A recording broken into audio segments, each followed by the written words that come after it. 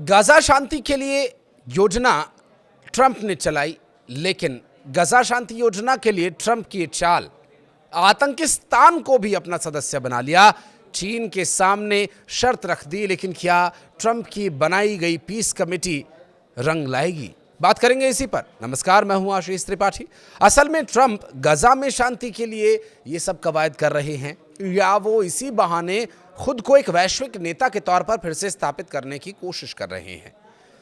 अमेरिकी प्रेसिडेंट के गाजा को लेकर बनाए गए बोर्ड ऑफ पीस में पाकिस्तान भी शामिल हो गया है। पाकिस्तान के उप प्रधानमंत्री और विदेश मंत्री इशाक डार ने इस बात की पुष्टि की, बताया कि गाजा शांति योजना के समर्थन में यह फैसला लिया गया है। और पाकिस्तान के विदेश मंत्रालय ने भी बुधवार को बयान जारी कर बताया कि देश ने अमेरिकी राष्ट्रपति डोनाल्ड ट्रंप के बोर्ड ऑफ पीस में शामिल होने का न्योता स्वीकार कर लिया है।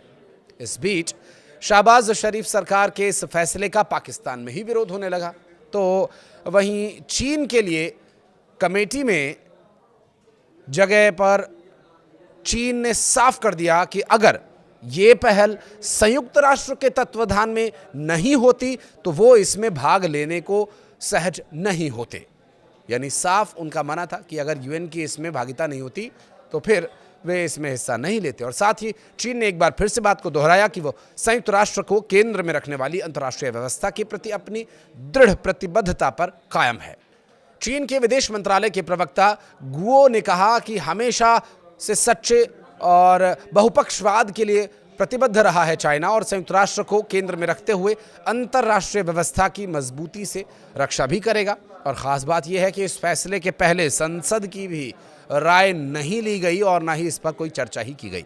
साथ ही इस बोर्ड की अध्यक्षता आजीवन खुद ट्रंप ही करेंगे। स्थायी सदस्य बनने के लिए हर देश को $1 अरब की फीस भी देनी होगी।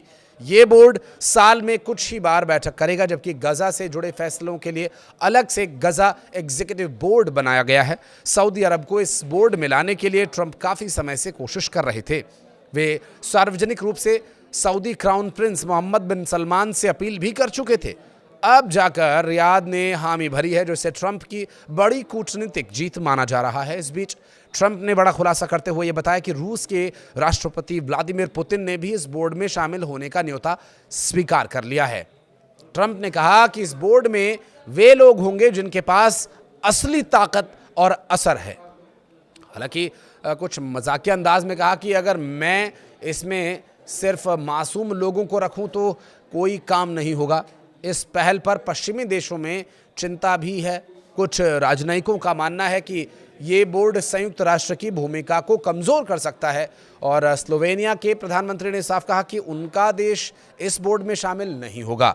उनका कहना है कि इसका दायरा बहुत व्यापक है और ये संयुक्त राष्ट्र के ढांचे को नुकसान पहुंचा सकता है। और यदि मुस्लिम देशों की बात करें तो मुस्लिम देशों के द्वारा इसमें शामिल होने की बात स्वीकार की गई। इन मुस्लिम देशों ने अपने संयुक्त बयान में भी ये कहा कि वे फ़लस्तीनी लोगों के आत्मनिर्णय और राज्य के अधिकार के आधार पर न्यायपूर्ण और स्थायी शांति के पक्ष में हैं। उनका कहना यह भी है कि ये पहल क्षेत्र में स्थिरता और सुरक्षा का रास्ता खोल सकती है। हालांकि ट्रंप ने यह भी माना कि कुछ देशों ने इस बोर्ड में शामिल होने से पहले अपनी संसद से मंजूरी लेनी होगी।